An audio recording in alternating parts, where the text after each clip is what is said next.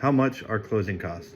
So most people can use a mortgage calculator. You kind of can figure out what the payment is going to be, but a lot of people don't know how much cash you need to bring to the table to make the deal work. Let's take a look.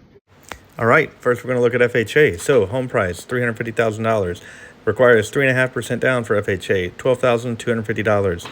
The title fees are collapsed into one line here, but this includes the title fee, the lender policy, doc stamps, intangible tax, deed recording, mortgage recording, survey, and a courier fee.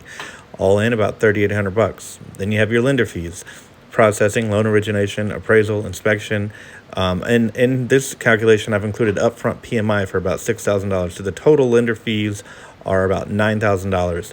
And then taxes and insurance. This can change based on what time of the year you buy, but pretty good estimate in here at $4,500. Total closing cost about $29,774.